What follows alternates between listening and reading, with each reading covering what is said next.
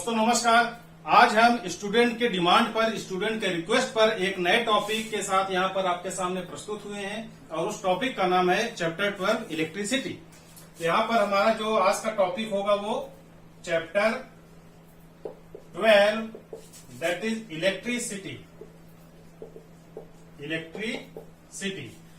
तो इलेक्ट्रिसिटी कुछ student class 11th और 12th की भी डिमांड कर रहे हैं, तो 11th 12th के भी टॉपिक आपके सामने जल्दी हम यहाँ पर डिस्कस करने वाले हैं। ठीक है, थोड़ा पेशेंस रखना पड़ेगा। तो इलेक्ट्रिसिटी में हम सबसे पहले कभी कभी मल्टीपल चॉइस क्वेश्चन में पूछा जाता है कि इलेक्ट्रिसिटी की इन्वेंशन कैसे हुई और इलेक्ट्रिसिटी को किसने इन्वेंट किया। ठीक है, तो Benjamin Franklin multiple choice question का ये क्वेश्चन है। बेंजामिन फ्रैंकलिन, ठीक है, साइंटिस्ट का नाम है, आपको याद रखना है। अप्रोक्सीमेटली 1752 में उन्होंने इसकी इन्वेंशन की थी। ठीक है, और ज्यादा डिटेल में हमें इनके बारे में जानना नहीं है। तो यहां पर इलेक्ट्रिसिटी की जो डिस्कवरी की थी वो बेंजामिन फ्रैंकलिन ने 1752 के अराउंड किया था। अब इलेक्ट्रिसिटी क्या होती है, इलेक्ट्रिसिटी के सोर्स क्या है, ये सारी चीजें हम यहां पर बात करेंगे। तो सबसे पहले क्लास 9th को अगर रिवाइज करें, चैप्टर 14 क्या था, सोर्सेज ऑफ एनर्जी। तो different type of source of energy हमने बात की थी। वहां पर कोल एनर्जी जिसको थर्मल पावर प्लांट में हम यूज करते हैं, हाइड्रो पावर में हाइड्रोलिक एनर्जी यूज करते हैं, electrical energy, mechanical energy, chemical energy, different type के एनर्जी के सोर्स हमने वहां पर बात किए थे। ठीक है, तो एनर्जी के सोर्स, एनर्जी का मतलब क्या हुआ, यहां पर इलेक्ट्रिसिटी की बात करें तो इलेक्ट्रिसिटी आपको कहां से मिलती है, हाइड्रो पावर से मिलती है, थर्मल पावर से मिलती है। नाउ सोलर पावर का भी नाम सुना होगा आपने, यानी सोलर एनर्जी का भी नाम सुना होगा। इसके बाद एक बैटरी जो कि एक एनर्जी स्टोरेज डिवाइस है। बैटरी क्या है, एनर्जी स्टोरेज डिवाइस, वहां पर डायरेक्ट करंट हमें मिलता है। ठीक है, तो डिफरेंट टाइप के इलेक्ट्रिकल एनर्जी सोर्सेज हमारे पास अवेलेबल हैं। वो सारी चीजें हम क्लास 9th में डिटेल में उसके बारे में डिस्कस किया था हमने। अब इलेक्ट्रिसिटी के सोर्स तो हमें मालूम है। यहां पर डेफिनेशन की बात करें, डेफिनेशन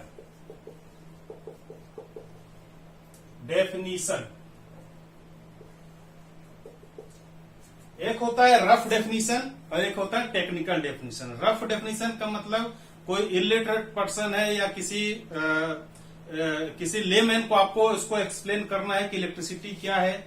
अगर आप उसको चार्ज, फ्लो, करंट, ये सब चीजें आप उनको एक्सप्लेन करेंगे तो उनको बात समझ में नहीं आने वाली। तो रफ लैंग्वेज में बात करें तो होता क्या है, हमारे घरों में एक स्विच बोर्ड होता है। इस तरह से स्विच बोर्ड होगा, यहां पर 3 पिन एज्यूम करिए और यहां पर एक बटन होगा, बटन में ऑन और यहां पर ऑफ, इस तरह का सभी ने देखा है। ठीक है, यहां पर हम जब प्लग कनेक्ट करते हैं, एक वायर होता है, वायर सपोज करिए यहां पर इलेक्ट्रिक बल्ब है, यहां पर इस तरह से आपका इलेक्ट्रिक बल्ब है और इस बल्ब के हेड से यहां पर वायर कनेक्ट होता है। सभी ने देखा होगा, कोई नई चीज नहीं है। अब जैसे ही हम ऑन करते हैं ये बल्ब ग्लो होने लगता है, मतलब बल्ब शाइन करेगा, हमें लाइट दिखने लगेगी। इसका मतलब इलेक्ट्रिकल एनर्जी, यहां पर क्या है, इलेक्ट्रिकल एनर्जी है और यहां पर क्या है, लाइट एनर्जी है, लाइट एनर्जी। ठीक है, तो इलेक्ट्रिकल एनर्जी लाइट एनर्जी में डायरेक्ट कन्वर्ट हो जाती है वाया दिस वायर। इसका मतलब अगर ये वायर न होता यहां पर, अगर यहां पर इस वायर को हम डिस्कनेक्ट कर दें या ब्रेक कर दें तो क्या होगा, आप इसको ऑन ऑफ करते रहिए, कोई फर्क नहीं पड़ने वाला है, आपका बल्ब जस का तस रहेगा, मतलब न तो शाइन होगा न तो वो ऑफ होगा। ठीक है, तो वायर का होना जरूरी है। वायर का होना जरूरी का मतलब क्या हुआ कि इलेक्ट्रिकल एनर्जी जनरेट तो हो रही है पावर प्लांट में, थर्मल पावर प्लांट या सोलर एनर्जी से या हाइड्रो पावर से जनरेट तो हो रही है, बट यहां से यहां तक ट्रांसफर कैसे हो रही है, इस वायर के थ्रू। सिमिलरली पावर प्लांट तो काफी दूर है, राजस्थान में है, हिमाचल प्रदेश में है हाइड्रो पावर, है ना, तो कोल पावर कहीं और होगा, एनटीपीसी के पावर प्लांट आपने सुने होंगे। तो वहां से आपके घरों में बिजली कैसे आती है, इलेक्ट्रिसिटी कैसे आती है, वायर। आपने रोड के किनारे पोल्स देखे होंगे, पोल्स के ऊपर काफी थिक केबल्स लगे होते हैं, उनको हम ट्रांसमिशन लाइन कहते हैं। उस ट्रांसमिशन लाइन के थ्रू हमारे घरों में इलेक्ट्रिकल एनर्जी सप्लाई होती है। तो वायर क्या करते हैं, वायर ट्रांसपोर्ट का काम करता है। ट्रांसपोर्ट का मतलब जैसे किसी लगेज को वन प्लेस से अदर प्लेस तक ट्रांसपोर्ट करने के लिए हमें किसी ट्रक की रिक्वायरमेंट होती है या किसी लगेज व्हीकल की रिक्वायरमेंट होती है, सिमिलरली इलेक्ट्रिकल एनर्जी को वन प्लेस से अदर प्लेस तक ट्रांसपोर्ट करने के लिए मीडियम की रिक्वायरमेंट होगी, और वो मीडियम क्या होगा, वायर होगा। वायर नॉर्मली किसका होता है, कॉपर का वायर होगा। अब क्या हुआ, आपने ऑन किया, इस वायर के थ्रू इलेक्ट्रिकल एनर्जी फ्लो होने लगी और ये आपको ग्लो होने लगेगा बल्ब। तो electrical energy direct light energy में कन्वर्ट हो जाती है। बात आती है कि इस इलेक्ट्रिकल एनर्जी को आप देख सकते हैं क्या, नहीं, ये हम देख नहीं सकते, इसको फील कर सकते हैं। अगर इस वायर में आपको मालूम है, सपोज करिए ये वायर है, ठीक है, किसी भी वायर को आप देखेंगे तो ऊपर प्लास्टिक की लेयर होती है या रबर की लेयर होती है, और जब आप उसको कट करेंगे तो उसके अंदर कॉपर की वायर होती है। तो सपोज करिए ये क्या है, कॉपर की वायर है, ये क्या है, कॉपर की वायर। अब इसके ऊपर इस तरह से एक लेयर लगी होती है प्लास्टिक की, चाहे वो ब्लैक कलर की हो, चाहे ब्लू कलर की हो, चाहे व्हाइट कलर की हो, कलर कोई मायने नहीं रखता। इसको हमने इस तरह से हैच कर दिया। हैच का मतलब ये क्या है, कॉपर का वायर है, इनसाइड मटेरियल और आउटसाइड मटेरियल, और इसको हम क्या बोलते हैं, आउटसाइड मटेरियल को हम इंसुलेशन बोलते हैं। क्या बोलेंगे, इंसुलेशन, ठीक है, इंसुलेशन। और यहां पर कॉपर का वायर, तो कॉपर के वायर को हम क्या बोलेंगे, कंडक्टर। इसको क्या बोलेंगे, कंडक्टर। जो काम ट्रांसपोर्ट का है वही काम यहां पर इस वायर का है। वहां पर हम ट्रांसपोर्ट वर्ड यूज करते हैं, यहां पर हम कंडक्टर। कंडक्टर का मतलब कंडक्ट करना, वन प्लेस से अदर प्लेस तक मूव करना, किसको, इलेक्ट्रिकल एनर्जी को। तो कॉपर का वायर कंडक्टर की तरह एक्ट करेगा। और ये इंसुलेशन क्या है, इंसुलेशन, इंसुलेशन क्या होता है कि जैसे ही इस वायर से करंट फ्लो होगा, हीट एनर्जी डेवलप होगी, और जब हीट एनर्जी डेवलप होगी, अगर ये इंसुलेशन नहीं है तो आप इस वायर को टच करेंगे, इस नेकेड वायर को जब आप टच करेंगे तो आपको हैवी शॉक लग सकता है, और हैवी शॉक लगेगा तो आपको हैवी इंजरी भी होती है। कई बार आपने सुना होगा कि लोगों की डेथ भी हो जाती है। बड़ी बड़ी बिल्डिंगों में आपने सुना होगा कि स्पार्किंग या शॉक के कारण जो है वो फायर की इंसिडेंट हो जाती है, ठीक है। तो इंसुलेशन का यहाँ पर बहुत ही इंपॉर्टेंट रोल है। इंसुलेशन अगर नहीं होगा तो आपको एक्सीडेंट होने का चांस ज्यादा होगा, ठीक है। तो इंसुलेशन नॉर्मली प्लास्टिक या रबर या किसी भी हीट रेजिस्टिंग मटेरियल का बना होता है। आप इसके बाद अगर यहाँ पर इलेक्ट्रिकल एनर्जी फ्लो भी हो रही है और आप बाहर से टच करेंगे, यहाँ पर आप टच करेंगे तो आपको कोई भी हीट या कोई भी करंट या कोई भी शॉक आपको फील नहीं होगा। लेकिन अगर इस पोर्शन पर टच करेंगे, ये नेकेड पोर्शन पर टच करेंगे, तो आपको करंट फ्लो, करंट फील होगा और आपको शॉक भी लगेगा, ठीक है। इतनी बात समझ में आ गई। तो इंसुलेशन की बात कर ली, कॉपर वायर की बात कर ली, हमने कंडक्टर की बात कर ली। बात आती है कि पूरी जो एनर्जी फ्लो हो रही है ये हम देख नहीं सकते, ये हमारे लिए इनविजिबल है। तो इनविजिबल और regulated form of energy is known as electrical energy. क्या बोलेंगे, इनविजिबल या electrical energy is defined as invisible and regulated form of energy। यहां पर इनविजिबल तो आपको समझ में आ गया है। ये रेगुलेटेड वर्ड हमने क्यों लिखा है, रेगुलेटेड का मतलब आपने देखा होगा रेगुलेटर लगा होता है, फैन की स्पीड आपको इंक्रीज करनी है या डिक्रीज करनी है, आप उस रेगुलेटर की हेल्प से इंक्रीज या डिक्रीज कर सकते हैं। तो इसलिए हमने यहां पर लिखा invisible and regulated form of energy is known as electrical energy. अब इस इलेक्ट्रिकल एनर्जी की हेल्प से यहां पर हम बल्ब को ऑपरेट कर रहे हैं। इसका मतलब इलेक्ट्रिकल एनर्जी किसमें कन्वर्ट हो रही है, लाइट एनर्जी में। अगर इसी इलेक्ट्रिकल एनर्जी से आप किसी मैकेनिकल डिवाइस को ऑपरेट करेंगे, मतलब सबमर्जिबल पंप हो, मोटर हो, वॉशिंग मशीन हो, तो उसको हम क्या बोलते हैं, electrical energy can be transform into mechanical energy mechanical energy. Room heater, winter के सीजन में नॉर्मली रूम को हीटअप करने के लिए, वार्म रखने के लिए हम रूम हीटर का यूज करते हैं। तो रूम हीटर क्या है, हीट एनर्जी जनरेट करता है, हीट एनर्जी। ठीक है, तो electrical energy is a device electrical energy is invisible and regulated form of energy, and electrical energy can be converted या can be transformed into light energy, mechanical energy and heat energy। ये आप किसी भी person को आप explain करेंगे तो बहुत इजीली उसको समझ में आएगा, क्योंकि लाइट हर कोई यूज करता है। मैकेनिकल एनर्जी का मतलब होता है फैन, मोटर या जनरेटर या समर्जिबल पंप, ये सब इसके एग्जांपल्स हैं। हीट एनर्जी की बात हमने की, तो हीट एनर्जी में जो एप्लियंस यूज होता है वो रूम हीटर, इसका बेस्ट एग्जांपल रूम हीटर है। ठीक है, जहां भी आपको हीट या इलेक्ट्रिकल वायर, पहले आपने सुना होगा कि एंशियंट टाइम में, आजकल हम घरों में, किचन में सिलेंडर का यूज करते हैं कुकिंग पर्पज के लिए, लेकिन सिलेंडर से पहले हम हीटर का यूज करते थे, नॉर्मल हीटर का। तो वो हीटर भी क्या हीट एनर्जी देता था। और ये रूम हीटर क्या है, इस रूम हीटर की हेल्प से हम किसी भी इनक्लोज सरफेस को या इनक्लोज्ड एरिया को हीट अप करते हैं। जैसे विंटर के सीजन में हम रूम को हीटर करते हैं।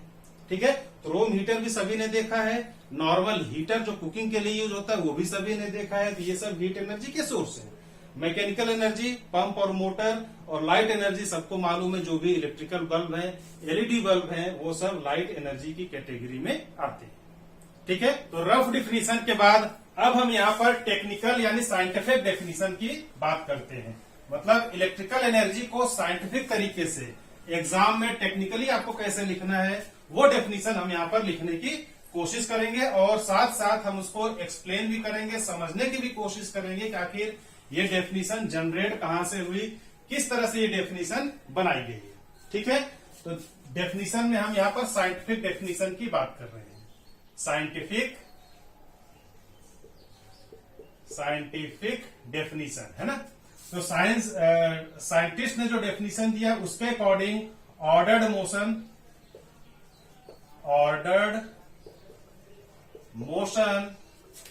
Of electrons is known as, क्या बोलते हैं उसको, इलेक्ट्रिसिटी, या फ्लो ऑफ, इसकी जो अदर डेफिनेशन है वो क्या है, फ्लो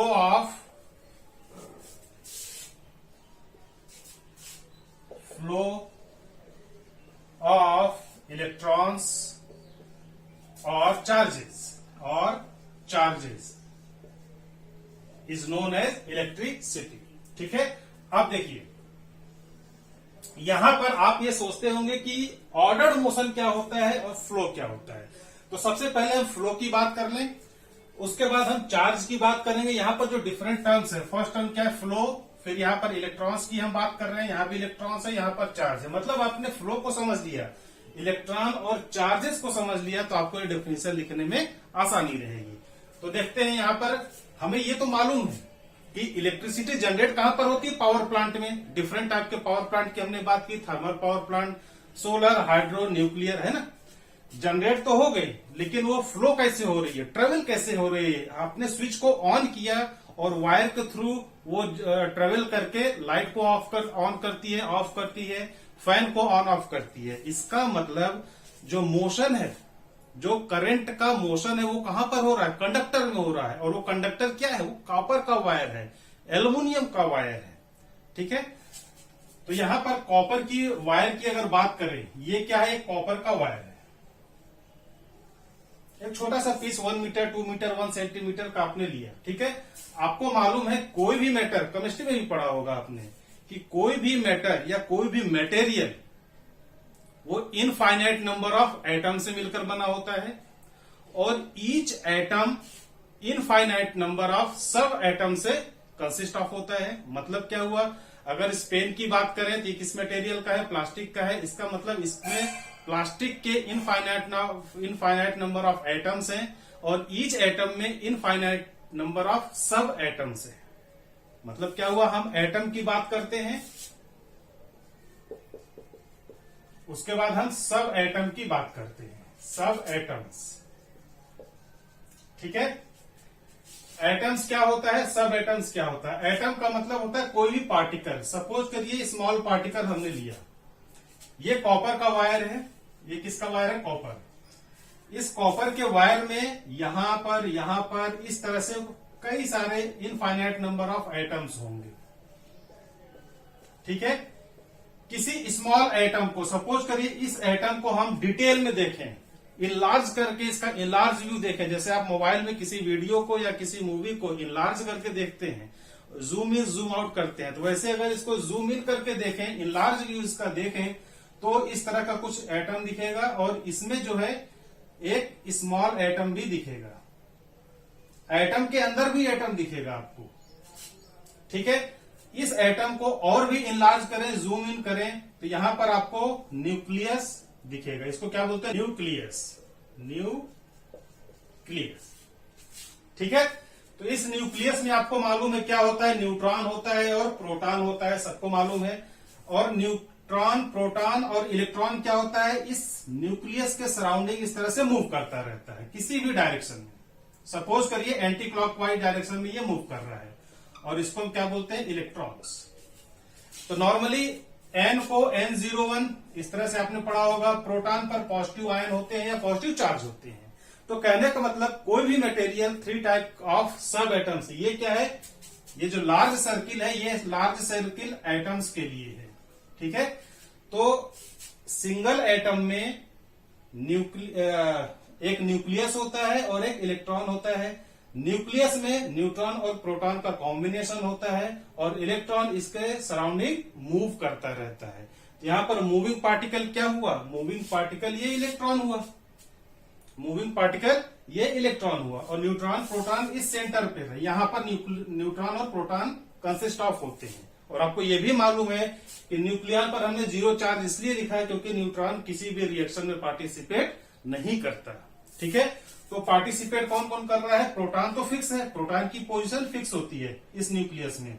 जो मूव कर रहा है वही जो है किसी भी चार्ज को फ्लो करेगा, किसी भी रिएक्शन में पार्टिसिपेट करेगा। तो मूव कौन कर रहा है, इलेक्ट्रॉन्स। तो इलेक्ट्रॉन के मूवमेंट के कारण ही यहां पर करंट फ्लो होता है, ठीक है। वो कैसे होता है, उसके लिए ड्यूड एंड लॉरेंस ने एक एक्सपेरिमेंट को परफॉर्म किया। उस एक्सपेरिमेंट को भी हम यहाँ पर डिस्कस करने वाले हैं अभी थोड़ी देर में। बट अभी बेसिक यहाँ पर इलेक्ट्रॉन, प्रोटॉन, न्यूट्रॉन की बात करें तो किसी भी मटेरियल, अगर वो कॉपर का मटेरियल है, ये सब कॉपर के एटम्स होंगे, कॉपर के सब एटम्स होंगे। अगर ये प्लास्टिक का मटेरियल है तो ये प्लास्टिक के एटम और प्लास्टिक के सब एटम होंगे। अगर ये एल्युमिनियम या सिलिकॉन का मटेरियल है तो एल्युमिनियम के सब एटम और एटम्स होंगे। बात समझ में आ गई। जिस मटेरियल का वो मैटर बना हुआ है उसी के एटम और सब एटम होंगे। ऐसा नहीं कि प्लास्टिक का है तो इसके अंदर आयरन के एटम होंगे, इसके अंदर क्रोमियम के एटम्स होंगे, ऐसा नहीं है। प्लास्टिक है तो प्लास्टिक होगा, आयरन है तो आयरन होगा, ठीक है, ओके। तो एटम और सब एटम का कॉन्सेप्ट यहां पर होता है।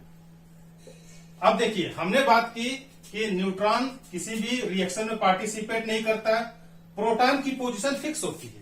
प्रोटॉन की पोजीशन साइंटिस्ट ने एक्सपेरिमेंटली इसको प्रूफ किया, इसकी पोजीशन फ्री होती है, केवल और केवल ये इलेक्ट्रॉन ही मूव करता है। इसका मतलब अगर इस कॉपर के वायर की बात करें तो यहां पर सपोज करिए इलेक्ट्रॉन, प्रोटॉन, न्यूट्रॉन का कॉम्बिनेशन है। यहां पर इनफाइनाइट नंबर ऑफ इलेक्ट्रॉन्स है, प्रोटॉन्स है और न्यूट्रॉन्स है, इस तरह से, ठीक है।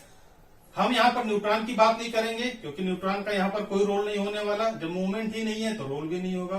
प्रोटॉन की पोजीशन फिक्स है, जहां पर होगा वहां पर वो फिक्स होगा। सपोज करिए यहां पर प्रोटॉन है तो इसकी पोजीशन फिक्स होगी, यहां पर प्रोटॉन है तो इसकी भी पोजीशन फिक्स होगी। इलेक्ट्रॉन मूव कर रहा है, अब ये इलेक्ट्रॉन इस डायरेक्शन में भी जा सकता है, इस डायरेक्शन में मूव कर सकता है, हॉरिजॉन्टल, वर्टिकल, किसी भी एंगुलर पोजीशन पर भी वो मूव कर सकता है। कहने का मतलब इलेक्ट्रॉन तो फ्री है, इलेक्ट्रॉन फ्री टू मूव है, बट उसकी डायरेक्शन डिफाइंड नहीं है, उसकी डायरेक्शन डिफाइंड नहीं है। और इसीलिए ये कहा गया यहाँ डेफिनेशन में कि ordered motion of electrons. Ordered motion का मतलब क्या हुआ, अभी इस वायर को हमने फ्री कंडीशन में रखा है, फ्री कंडीशन में रखा है, अभी मूव नहीं होगा। क्यों नहीं मूव होगा, न्यूटन का फर्स्ट लॉ क्या कहता है कि अगर कोई ऑब्जेक्ट रेस्ट में है तो हमेशा रेस्ट में रहेगा, अगर मोशन में है तो वो हमेशा मोशन में रहेगा, जब तक कि उस पर कोई एक्सटर्नल फोर्स अप्लाई न किया जाए। तो ये वायर क्या है, फ्री कंडीशन में एक छोटा सा पीस लिया हमने इस तरह से, ये फ्री कंडीशन में, इस फ्री कंडीशन के कॉपर के वायर में ये सारी चीजें आपको देखने को मिलेगी। ठीक है, अभी हमने कोई फोर्स तो अप्लाई नहीं किया, फोर्स अप्लाई नहीं किया, इसलिए ये रैंडम पोजीशन पे है या रैंडम डायरेक्शन में इलेक्ट्रॉन मूव कर रहे हैं। अगर इस पर हम फोर्स अप्लाई करें तो इनका जो मोशन होगा वो ऑर्डर हो जाएगा। ऑर्डर का मतलब किसी एक पर्टिकुलर डायरेक्शन में ये मूव करने लगेंगे। देखिए, इलेक्ट्रॉन की बात कर रहे हैं, न्यूट्रॉन और प्रोटॉन की हम यहां पर बात नहीं करेंगे। अगर हम इसको किसी बैटरी से कनेक्ट कर दें, किसी बैटरी से कनेक्ट कर दें, यहां पर प्लस होता है, यहां पर माइनस होता है, ये सारी चीजें अभी डिटेल में हम इस चैप्टर में देखेंगे। ऑर्डर्ड मोशन का मतलब ये रैंडम मोशन है, इसकी जो डायरेक्शन ऑफ मोशन है या तो हॉरिजॉन्टल होगी या तो वर्टिकल होगी। ठीक है, या तो किसी एंगल पर है, तो सारे एटम्स जो किसी एंगल को ही फॉलो करने वाले हैं। तो कहने का मतलब सारे जो इलेक्ट्रॉन्स है या तो इस डायरेक्शन में मूव करेंगे, ठीक है, हो सकता है इनका जो डायरेक्शन ऑफ मोशन है वो अपोजिट हो, इस डायरेक्शन में हो। ठीक है, या ये भी पॉसिबिलिटी है कि सारे जो मोशन है वो किसी एंगल पर हो, इस तरह से। ठीक है, लेकिन इनमें सिमिलरिटी क्या है, एक ऑर्डर को ये फॉलो करते हैं, किसी एक पर्टिकुलर डायरेक्शन को फॉलो करते हैं। यहां पर डायरेक्शन सेम है, यहां पर डायरेक्शन सेम है, यहां पर डायरेक्शन सेम है, मतलब ये रेगुलर पैटर्न को फॉलो करते हैं। इसीलिए जब भी आपको टेक्निकल या साइंटिफिक डेफिनेशन लिखनी है एग्जाम में, तो ऑर्डर्ड मोशन ऑफ इलेक्ट्रॉन ही लिखना है। ठीक है, अच्छा, इलेक्ट्रॉन की बात कर ली हमने, केमिस्ट्री में भी आपने इसके बारे में डिटेल में पढ़ा है। फ्लो ऑफ इलेक्ट्रॉन या चार्जेस। अब ये चार्ज और फ्लो, ठीक है, ये टू टर्म्स बचते हैं। तो सबसे पहले फ्लो को समझते हैं। फ्लो क्या है, आपने पढ़ा होगा एयर फ्लो होता है, जनरली हम सुनते भी हैं वाटर फ्लो है, वो एयर फ्लो है। रिवर में वाटर फ्लो होता है, एटमॉस्फेयर में एयर फ्लो हो रहा है। एयर फ्लो ईस्ट से वेस्ट की डायरेक्शन में है, नॉर्थ से साउथ की डायरेक्शन में है ना, किसी पर्टिकुलर डायरेक्शन में एयर फ्लो होता है। लेकिन आपने कभी ये वर्ड नहीं सुना होगा कि एयर में मोशन है, वाटर में मोशन है, ऐसा नहीं सुनते। मोशन किसी सिंगल पर्सन या सिंगल पार्टिकल के लिए यूज होता है। जैसे मेरी पोजीशन यहां पर है, मैं इस डायरेक्शन में मूव कर रहा हूं, मतलब मेरी बॉडी में जो मोशन है वो इस डायरेक्शन से इस डायरेक्शन में है। या इस पेन की बात करें, इस पेन को हम अपवर्ड डायरेक्शन में मूव करा रहे हैं, इसमें जो मोशन है वो वर्टिकल डायरेक्शन में है। कोई कार है वो स्ट्रेट लाइन में मोशन कर रही है, क्लास 9 का चैप्टर 1। ठीक है, तो मोशन किसी सिंगल या फ्यू नंबर ऑफ ऑब्जेक्ट के लिए यूज होता है। लेकिन जहां पर बंच ऑफ पार्टिकल्स हो, जहां पर ग्रुप ऑफ ऑब्जेक्ट्स हो, ग्रुप ऑफ पार्टिकल्स हो, उसके लिए हम फ्लो वर्ड यूज करते हैं। जैसे यहां पर कोई सिंगल इलेक्ट्रॉन्स तो है नहीं, यहां पर मल्टीपल इलेक्ट्रॉन्स है, तो यहां पर फ्लो ऑफ इलेक्ट्रॉन्स यूज होगा। ठीक है, सिमिलरली अगर वाटर, देखिए अगर रिवर की बात करें, सपोज करिए ये रिवर है, रिवर यहां पर पॉइंट ए मतलब इलाहाबाद से सपोज करिए इस डायरेक्शन में मूव कर रही है, कहां पर, वाराणसी, इसको बी से बनारस है ना, इस डायरेक्शन में। अगर रिवर का फ्लो आपसे पूछा जाए कि रिवर का फ्लो ए से बी की तरफ है, तो आपका जो क्वेश्चन होगा वो ये होगा कि रिवर के फ्लो मतलब रिवर के पार्टिकल में, रिवर का पार्टिकल का मतलब वाटर के पार्टिकल की हम बात कर रहे हैं, रिवर के पार्टिकल की बात नहीं कर रहे हैं। फ्लो कहां हो रहा है, वाटर में हो रहा है, तो पार्टिकल किसका होगा, वाटर का होगा। तो वाटर का पार्टिकल पॉइंट ए से बी की तरफ मूव कर रहा है, ठीक है, सिंगल पार्टिकल, लेकिन वाटर में फ्लो ए से बी की तरफ है। ठीक है, सिमिलरली एयर में जो फ्लो होता है वो ए से बी की तरफ होगा।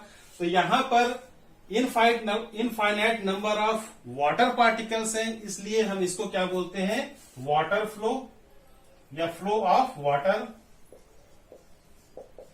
इसको क्या बोलते हैं, फ्लो ऑफ वाटर। या आपने एयर फ्लो का नाम सुना होगा, एयर फ्लो, वहां पर एयर के पार्टिकल्स मूव करते हैं, वहां भी पार्टिकल को हम काउंट नहीं कर सकते। इनफाइनाइट का मतलब जो काउंट न किया जा सके। सिमिलरली यहाँ पर एटम्स हैं, इसको भी आप काउंट नहीं कर सकते। ये डायग्राम में तो आप बताएंगे कि 1 2 3 4 इलेक्ट्रॉन्स हमने यहाँ पर शो किया है, but this is only for understanding.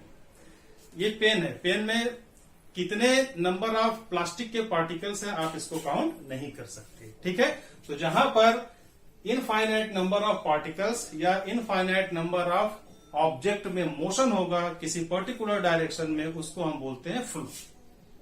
ठीक है ना। अच्छा, यहां पर डायरेक्शन इशू नहीं करता, फ्लो में डायरेक्शन का कोई रोल नहीं है। फ्लो में हम डायरेक्शन की बात नहीं करते, मोशन ऑफ पार्टिकल या मोशन ऑफ ऑब्जेक्ट की बात करते हैं। देखिए, अगर आपको फ्लो को डिफाइन करना हो तो क्या होगा?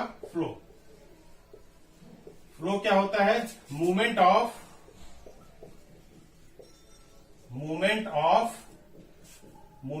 पार्टिकल्स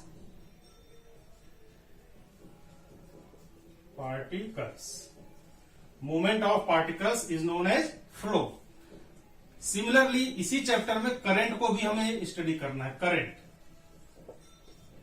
आपने मैथ में पढ़ा होगा, बोट एंड स्ट्रीम, एक चैप्टर था बोट एंड स्ट्रीम, वहां पर हम रिवर करंट, वाटर करंट की बात करते रहते थे। तो करंट क्या होता है? Current is the movement of the या मोशन ऑफ दी फ्लो। इसको क्या बोलते हैं? मोशन ऑफ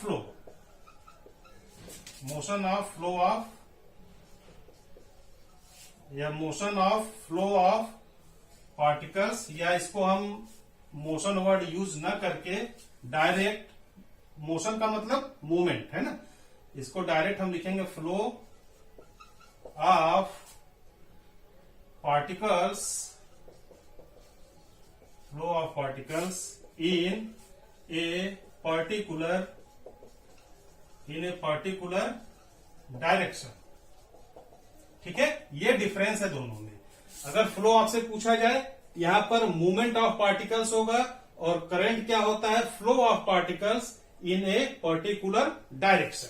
बात समझ में आ गई? ये जनरल डेफिनेशन है, कभी कभी पूछे जाते हैं वाइवा क्वेश्चन में, या कोई जनरली पूछ लेता है आपसे, बट एग्जाम में ये चीजें पूछी नहीं जाती।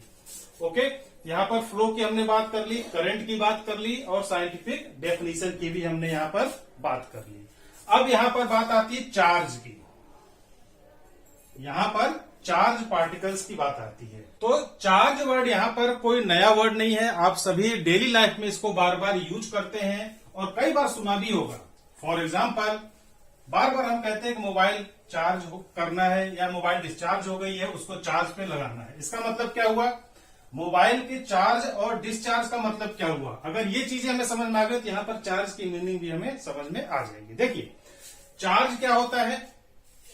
अगर मोबाइल की बात करें, अगर हम मोबाइल की बात करें, मोबाइल को चार्ज करना है, चार्ज का मतलब यहां पर हमने बात की कि जब मोबाइल चार्ज होगी तो आपका मोबाइल ऑन होगा। मोबाइल में क्या होता है? मोबाइल चार्ज तो होता नहीं, मोबाइल के अंदर बैटरी इनबिल्ट होती है। तो जब इनबिल्ट बैटरी को हम चार्ज करते हैं, तो वो इनबिल्ट बैटरी क्या करती है? हमें करंट प्रोवाइड करती है, हमें मतलब मोबाइल को करंट प्रोवाइड करती है, और जिसके कारण मोबाइल ऑन या ऑफ होता है। ठीक है, तो कहने का मतलब मोबाइल में एक इनबिल्ट बैटरी यहां पर है। ठीक है, अब बैटरी क्या होगी? या तो चार्ज होगी या तो डिस्चार्ज होगी।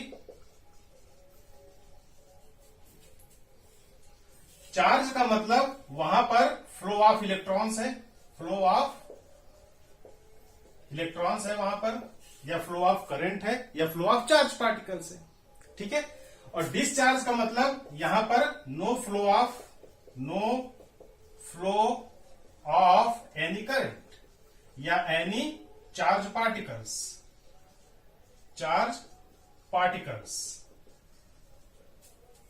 ठीक है, तो यहां पर चार्ज का मतलब क्या हुआ? एनर्जी। मोबाइल ऑन है मतलब वो एनर्जेटिक है, मोबाइल ऑफ है मतलब उसमें एनर्जी नहीं है। अगर हम स्लीपिंग कंडीशन में हैं तो हम चार्ज नहीं है, क्योंकि हमारे अंदर एनर्जी नहीं है। लेकिन अगर हम रन कर रहे हैं, हम वॉक कर रहे हैं, हम स्टडी कर रहे हैं, हम खेल रहे हैं, तो हमारे अंदर एनर्जी है, हम चार्ज है। ठीक है, तो सिमिलरली यहां पर बैटरी चार्ज होगी तो बैटरी में एनर्जी फ्लो होगी, मतलब बैटरी में करंट फ्लो होगा, मतलब बैटरी में चार्ज फ्लो होगा, मतलब बैटरी में इलेक्ट्रॉन्स फ्लो होगा।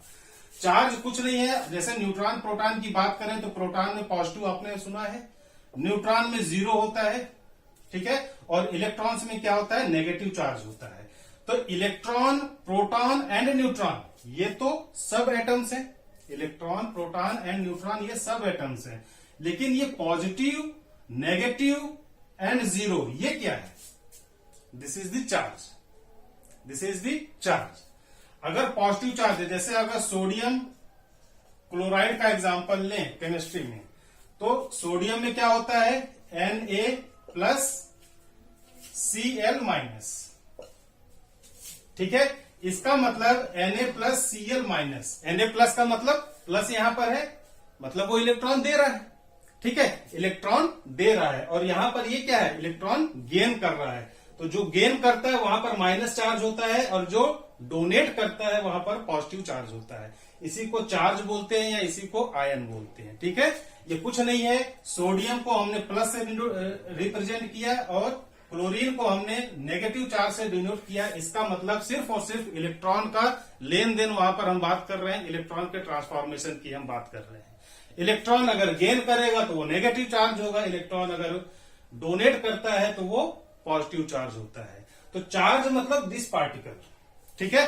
अगर यहां पर कोई रिलेशन नहीं है, सिर्फ अगर यहां पर सोडियम होगा, केवल और केवल यहां पर अगर हम सोडियम की बात करें तो सोडियम तो कोई रिएक्शन कर नहीं रहा है, लेकिन अगर इसको क्लोरीन के साथ आप रिएक्ट कराएंगे तभी ये मिलकर जो रिएक्शन होती है वो NaCl होती है, ठीक है। पीरियोडिक टेबल में आपने जितने भी एलिमेंट्स देखे हैं, सोडियम, क्लोरीन, हाइड्रोजन गैस, है ना, silicon, copper, silicon, manganese, magnesium, ये सब क्या है, ये इंडिपेंडेंट एलिमेंट हैं। जब ये इंडिपेंडेंट एलिमेंट को हम आपस में कंबाइंड कराते हैं, आपस में रिएक्शन कराते हैं, तभी कोई नया प्रोडक्ट बनता है, और तभी हम चार्ज पार्टिकल की बात करते हैं। क्योंकि अगर ये फ्री कंडीशन में है, अगर ये फ्री कंडीशन में है तो कोई रिएक्शन नहीं होगा, क्लोरीन फ्री कंडीशन में है कोई रिएक्शन नहीं होगा, एटमॉस्फेयर में हाइड्रोजन गैस है, ऑक्सीजन गैस है, नाइट्रोजन गैस है, कोई रिएक्शन नहीं होने वाला जब तक हम उनको किसी पर्टिकुलर टेम्परेचर प्रेशर पर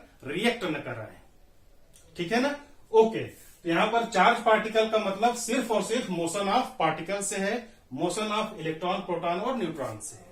तो यहां पर चार्ज पार्टिकल की हम बात कर रहे हैं, इसका मतलब आपको अभी जस्ट हमने बात की, प्रोटॉन फिक्स होता है, न्यूट्रॉन किसी रिएक्शन में पार्टिसिपेट नहीं करता, तो फ्लो कहां पे हो रहा है, फ्लो सिर्फ और सिर्फ इलेक्ट्रॉन में हो रहा है। तो यहां पर चार्ज का मतलब फ्लो ऑफ इलेक्ट्रॉन होगा, ठीक है ना। ओके, तो यहां पर flow of electron is defined as electricity, या flow of charges is defined as electricity. आप किसी भी तरह से इसको डिफाइन कर सकते हैं, और इसका जो बेस्ट डेफिनेशन यहां पर हमने दी, ऑर्डर्ड मोशन ऑफ इलेक्ट्रॉन्स या ordered motion of charge particle, इस तरह से भी आप इसको डिफाइन कर सकते हैं, ठीक है। ओके, अब यहां पर चार्ज की हमने बात कर ली, इसका मतलब इसकी कुछ ना कुछ प्रॉपर्टी होगी, तो उस प्रॉपर्टी की भी हम यहां पर बात करेंगे। चार्ज को जनरली मास से कंपेयर किया जाता है। मास क्या होता है, अगर कहा जाए कि ये बॉक्स है, आपने सुना होगा इसका मास 10 kg है या 5 kg है। इसका मतलब क्या हुआ, अगर हम इस kg को हटा दें, अगर इस kg को हटा दें तो 10 and 5 क्या है, only this is a number, this is only A number. लेकिन अगर यहां पर हम मीटर यूज करें, इसका मतलब हम लेंथ की बात कर रहे हैं। अगर यहां पर हम केजी यूज करें, इसका मतलब हम किसी वेट की बात कर रहे हैं, किसी मास की बात कर रहे हैं, ठीक है। वेट और मास में डिफरेंस है। केजी का मतलब हम किसी मास की बात कर रहे हैं। लेकिन अगर 5 न्यूटन की बात करें तो हम यहाँ पर फोर्स की बात कर रहे हैं, यहाँ पर हम वेट की बात कर रहे हैं, ठीक है। ये किसके लिए है, ये मास के लिए यूज हो रहा है। ये डायमेंशन कुछ भी हो सकता है, लेंथ, विड्थ एंड डेप्थ कुछ भी हो सकती है। और ये किसके लिए है, वेट या फोर्स के लिए, ठीक है। लेकिन जब तक हमने मीटर, केजी और न्यूटन ये यूज नहीं किया था, तब तक ये 10, 5, 5 ये क्या है, only this is a number, ये केवल एक नंबर, ये क्वांटिटी है और कुछ नहीं है, ठीक है। तो जिस तरह मास को हम क्वांटिफाई कर सकते हैं या क्वांटाइज कर सकते हैं, सिमिलरली चार्ज पार्टिकल को भी क्वांटाइज किया जाता है, ठीक है। कैसे, जैसे हम कहें कि यहाँ पर 5 kg, इस बॉक्स का जो मास है वो कितना है, 5 kg है। सिमिलरली अगर आपसे पूछा जाए कि इस कॉपर के वायर में कितने नंबर ऑफ चार्ज पार्टिकल्स हैं, इसको आप काउंट कर सकते हैं। ठीक है, इसको आप काउंट करेंगे तो आप बोलेंगे कि यहाँ पर 1000 नंबर ऑफ चार्ज पार्टिकल्स हैं, या 1 लाख नंबर ऑफ पार्टिकल्स हैं, या 1 करोड़ नंबर ऑफ पार्टिकल्स हैं। ठीक है, तो इस तरह से इसको हम क्वांटिटी में रिप्रेजेंट कर सकते हैं। ठीक है, ओके, तो क्वांटाइज हमने कर दिया। मास कभी चेंज नहीं होती, मास पूरे यूनिवर्स में आप चाहे कहीं भी जाएं कभी भी चेंज नहीं होने वाला। अगर हमारा वेट 70 केजी है तो 70 केजी अर्थ पे भी होगा, एरोप्लेन में भी 70 केजी का होगा। अगर हम मून पर चले जाएं, स्काई में चले जाएं, कहीं भी चले जाएं तो हमारा वेट कभी भी मास कभी भी चेंज नहीं होगा, लेकिन वेट चेंज होता है। ठीक है, क्योंकि वो ग्रेविटेशनल एक्सीलरेशन पर डिपेंड करता है, जिसको स्मॉल जी से रिप्रेजेंट करते हैं। तो यहां पर मास चेंज नहीं होता।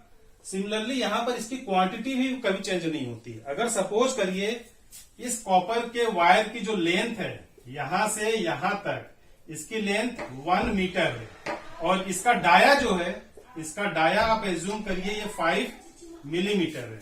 ठीक है, अगर 1 मीटर एंड 5 मिलीमीटर डाया की जो कॉपर वायर है, इसमें सपोज करिए 1000 चार्ज पार्टिकल है, तो ये कभी भी चेंज नहीं होंगे। मतलब पॉजिटिव एंड नेगेटिव चार्ज का जो समेशन होगा, इसका मतलब क्या होगा, sum of positive charges and negative charges will be zero.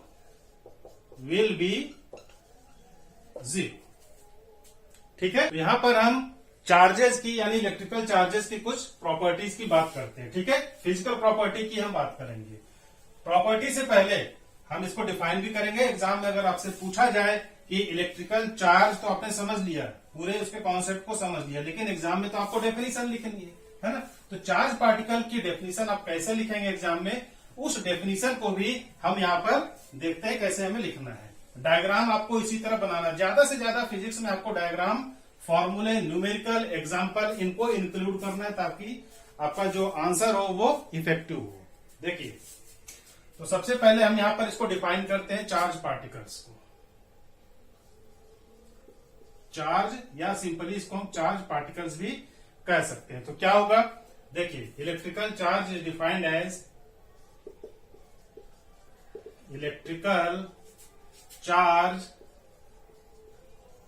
Is a physical property of matter, a physical property of matter,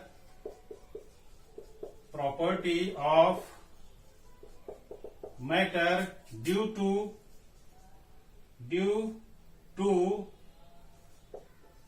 या causes which, due to के स्थान पर हम causes which भी कह सकते हैं, causes which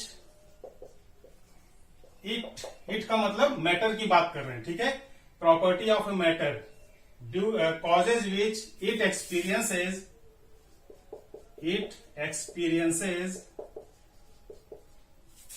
ए फोर्स। ठीक है, इट एक्सपीरियंसेस ए फोर्स। अब आप ये सोचेंगे कि प्रॉपर्टी ऑफ मैटर है और हम यहाँ पर फोर्स की बात कर रहे हैं, तो बहुत सिंपल है। फोर्स का मतलब जब तक कोई ऑब्जेक्ट में मूवमेंट नहीं है, फोर्स वहां पर जनरेट नहीं होगा, as per Newton's first law. अगर यहां पर एटम्स फ्री कंडीशन में है तो ये फ्री कंडीशन में रहेंगे, नेचुरल कंडीशन में रहेंगे। जिस कंडीशन में हमने उसको इस तरह रखा हुआ है, सेम कंडीशन में रहेंगे। लेकिन जैसे ही हम इसको चार्ज करेंगे या जैसे ही हम इन पर एक्सटर्नल फोर्स अप्लाई करेंगे, वैसे ही इनमें मोशन होने लगता है। ड्रूड एंड लॉरेंज ने इसको एक्सपेरिमेंटली प्रूफ किया है। उनके एक्सपेरिमेंट को हम डिस्कस करेंगे नेक्स्ट टॉपिक में, तो आपको वो चीजें और भी क्लियर होंगी। तो होता कुछ नहीं है, यहां पर हम इसको बैटरी से कनेक्ट करते हैं। जैसे हमने मोबाइल की बात की ना, मोबाइल क्या है, आपकी डिस्चार्ज है, मोबाइल आपकी डिस्चार्ज है, उसको आपको चार्ज करना है, तो क्या करेंगे, आप उसको प्लग से कनेक्ट कर देंगे, मतलब उसको हम इलेक्ट्रिक करंट प्रोवाइड करेंगे, इलेक्ट्रिकल एनर्जी हम उसमें प्रोवाइड करेंगे। तो जब इलेक्ट्रिकल एनर्जी प्रोवाइड करेंगे तो मोबाइल क्या होती है, चार्ज हो जाती है, मोबाइल चार्ज हो जाती है।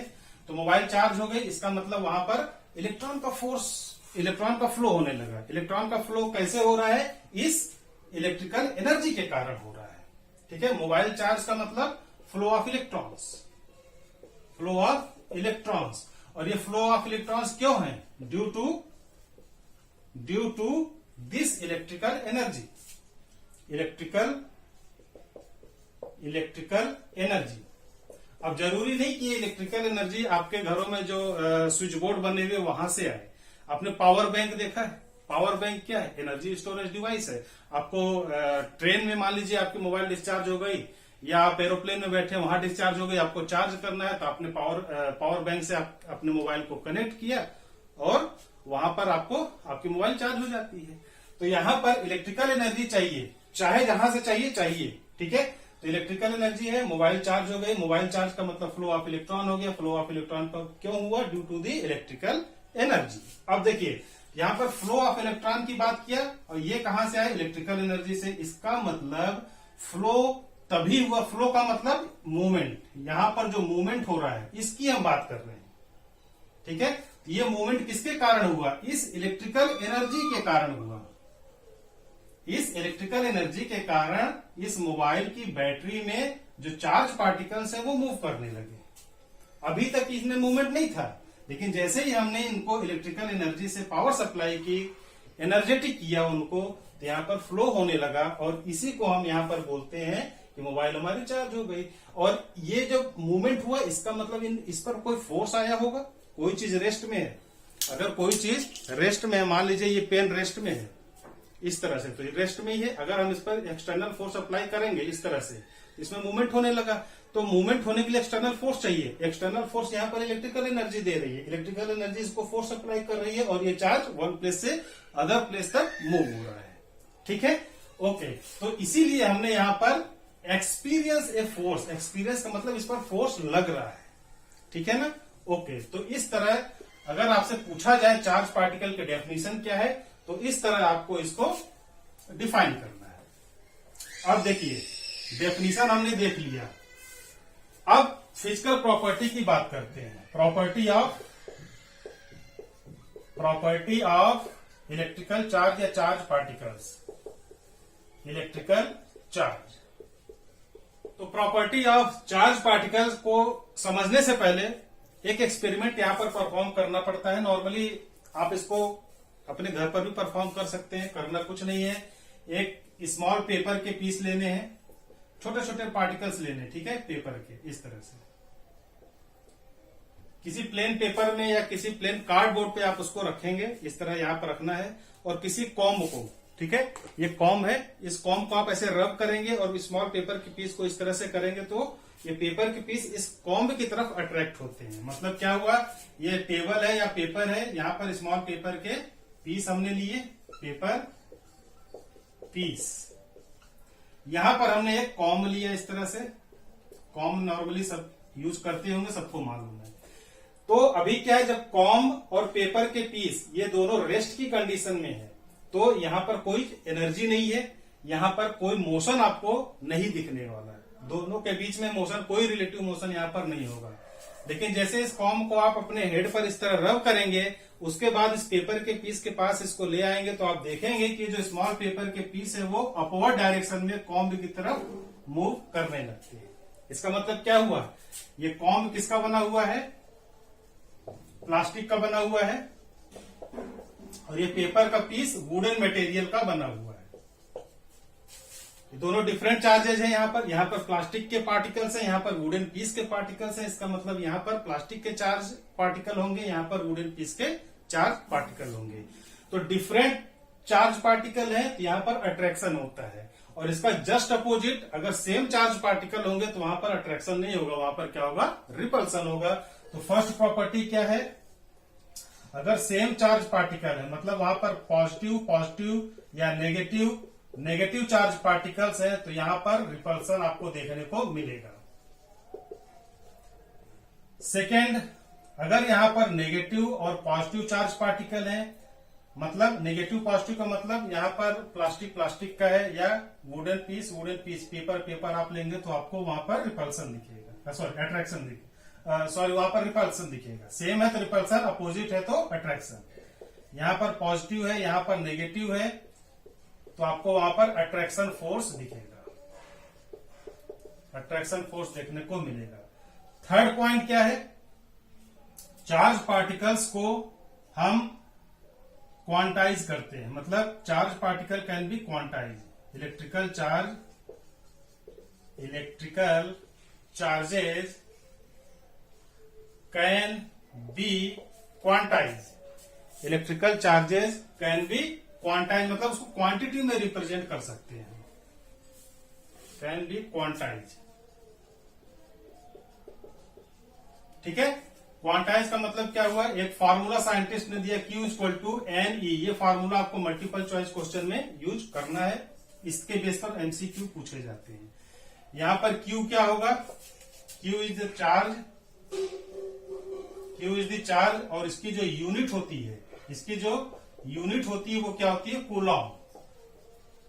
ठीक है, इसको कूलॉम को शॉर्ट में कैपिटल C से रिप्रेजेंट किया जाता है। इसी चैप्टर में हम फर्दर इसको डिटेल में डिस्क्राइब करेंगे।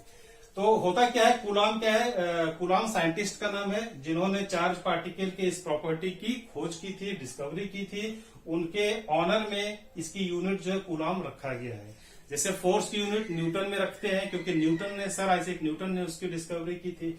यहाँ पर इनका जो फर्स्ट लेटर है C, उसको नॉर्मली कैपिटल C से रिप्रेजेंट करते हैं। यहाँ पर N क्या होगा, नंबर ऑफ इलेक्ट्रॉन्स या नंबर ऑफ चार्ज पार्टिकल, और ये 1 हो सकता है, 2 हो सकता है, 3 हो सकता है, एक्सेट्रा।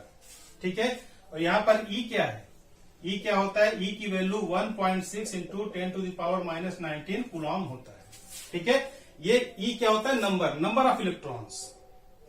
ठीक है, नंबर मतलब क्वांटिटी कितनी है, इलेक्ट्रॉन की क्वांटिटी कितनी है। अगर आपसे कहा जाए कि सिंगल इलेक्ट्रॉन है, तो 1 इलेक्ट्रॉन में कितने चार्ज हैं या कितने चार्ज पार्टिकल्स हैं, तो 1.6 into 10 to the power minus 19 coulomb उसका चार्ज है। ठीक है ना। अगर यहां पर if n equal to 1, n equal to 1 मतलब नंबर ऑफ इलेक्ट्रॉन 1 है, तो चार्ज कितने हो जाएंगे, 1 multiplied by 1.6 into 10 to the power minus 19 coulomb. अगर यहां पर n की वैल्यू आप 2 लिखेंगे, तो Q equal to 2 multiplied by 1.6 into 10 to the power minus 19 coulomb. इस तरह 3, 4, 5 हम नंबर ऑफ इलेक्ट्रॉन इंक्रीज करते जाएंगे, तो जो चार्ज की वैल्यू है वो क्या है, इंक्रीज होती जाएगी। यूनिट लिखना आपको नहीं भूलना है, कूलॉम से आप इसको रिप्रेजेंट करें। ठीक है, फोर्थ पॉइंट क्या होगा, यहां पर हमने इसको क्वांटाइज कर लिया। इलेक्ट्रिकल चार्जेस आर कंजर्व्ड, मतलब वहां पर कंजर्वेशन की प्रॉपर्टी होती है। जिस तरह से हमने क्लास 9th में law of conservation of energy पढ़ा था, एनर्जी कंजर्वेशन का लॉ पढ़ा था कि मतलब energy can not be created, energy can neither be created not destroyed, मतलब एनर्जी को हम क्रिएट नहीं कर सकते और उसको डिस्ट्रॉय भी नहीं कर सकते। एनर्जी को हम सिर्फ और सिर्फ ट्रांसफॉर्म कर सकते हैं from one form to another form. ठीक है, जैसे वाटर की पोटेंशियल एनर्जी का हमने लिखा, वहां पर एग्जांपल लिया था। वाटर की क्या होती है, पोटेंशियल एनर्जी होती है। पोटेंशियल एनर्जी से हम टरबाइन को रोटेट करते हैं, तो वहां पर वो इलेक्ट्रिकल एनर्जी में कन्वर्ट हो जाती है। सिमिलरली इलेक्ट्रिक स्विच है, स्विच बोर्ड को जब हम ऑन करते हैं तो हमारा इलेक्ट्रिक बल्ब ऑपरेट होता है। तो बल्ब क्या है, लाइट देता है। तो लाइट एनर्जी कहां से आ रही है, इलेक्ट्रिकल एनर्जी से। तो इलेक्ट्रिकल एनर्जी लाइट एनर्जी में कन्वर्ट हो गई, ट्रांसफॉर्म हो गई, लेकिन वो डिस्ट्रॉय नहीं होती है। तो वही यहां पर इलेक्ट्रिकल चार्जेस भी कंजर्व रहते हैं, ये डिस्ट्रॉय नहीं होते। इसका मतलब क्या हुआ, अगर ये कोई कॉपर का वायर है, ये क्या है, कॉपर का वायर, इस पे सपोज करिए इस तरह से 1000 नंबर ऑफ इलेक्ट्रॉन्स हैं। कितने इलेक्ट्रॉन्स है, 1000 नंबर ऑफ इलेक्ट्रॉन्स हैं। तो ये नंबर ऑफ इलेक्ट्रॉन्स या नंबर ऑफ चार्ज पार्टिकल ये हमेशा 1000 ही रहेंगे, भले ही आप इसके कितने भी पीस में आप इसको कट कर सकते हैं। ठीक है, लेकिन टोटल जब सम होगा तो वो कितना आएगा, 1000 ही आएगा, वो डिस्ट्रॉय नहीं होने वाला। बात समझ में आ गई। तो इसमें क्या है, कंजर्वेशन की प्रॉपर्टी होती है, क्वांटाइज किया जा सकता है, अट्रैक्शन एंड रिपल्सन की प्रॉपर्टी होती है। ठीक है, एक प्रॉपर्टी और होती है, हमेशा जो है इसको मास से रिप्रेजेंट करते हैं। ठीक है, सॉरी कंपेयर करते हैं। चार्ज पार्टिकल को हम मास से कंपेयर किया जाता है। तो मास में क्या होता है, अगर 2 मासेज यहां पर है, मान लीजिए ये m1 है और दिस इज मास नंबर 2। ठीक है, इनके बीच की जो सेंट्रल डिस्टेंस है, इनके बीच की जो सेंट्रल डिस्टेंस है वो r है। तो आपने ग्रेविटेशनल फोर्स पढ़ा था, इनके बीच में एक अट्रैक्शन फोर्स एक्ट करता है जो कि इस सेंट्रल लाइन पर ही एक्ट करेगा, इस तरह से और इस तरह से। मतलब 1 2 को अपनी तरफ अट्रैक्ट कर रहा है तो ये डायरेक्शन हो गई, 2 1 को अपनी तरफ अट्रैक्ट कर रहा है इस तरह से, तो इसकी डायरेक्शन इस तरह हो गई। इनके बीच में जो फोर्स है, this force and this force, ये सेम होगा। तो उस फोर्स की वैल्यू क्या होती है, F equal to G m1 m2 divided by r square. Class 9th में ग्रेविटेशनल चैप्टर में आपने पढ़ा था। सिमिलरली यहां पर m1 m2 के स्थान पर अगर सपोज करिए ये q1 है और ये क्या है q2। ठीक है, इस m1 को q1 एज्यूम कर लिया, इस m2 को हमने q2 एज्यूम कर लिया। तो सेम फार्मूला अप्लाई होगा, m इक्वल टू यहां पर k मतलब कोई भी कांस्टेंट हो सकता है। यहां पर g ग्रेविटेशनल कांस्टेंट था, लेकिन यहां पर कोई भी कांस्टेंट होगा, अभी हम उसको डिस्कस नहीं करेंगे। तो यहां पर कोई कांस्टेंट आएगा k और यहां पर q1 q2 divided by r square. ये क्या है, अट्रैक्शन फोर्स होता है 2 चार्जेस के बीच में। तो ये 1 2 3 4 प्रॉपर्टी, और ये प्रॉपर्टी नंबर 5। ये क्या है, प्रॉपर्टी नंबर 5। तो आपको चार्ज की डेफिनेशन इस तरह से डिफाइन करनी है।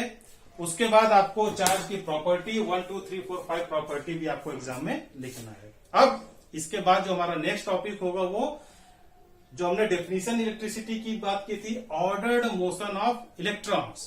तो ऑर्डर्ड मोशन क्या है, उसको साइंटिस्ट थे Drude and Lorentz. Drude and Lorentz 2 different scientists थे, एक साथ उन्होंने एक एक्सपेरिमेंट को परफॉर्म किया। उस एक्सपीरियंस को हम यहाँ पर डिस्कस करेंगे कि ड्रूड एंड लॉरेंज ने किस तरह से एक्सपेरिमेंट को परफॉर्म किया, और हमारे सामने इलेक्ट्रिसिटी की एक बहुत ही बेहतरीन डेफिनेशन, बहुत ही एग्जैक्ट और परफेक्ट डेफिनेशन हमें उन्होंने दी। ठीक है।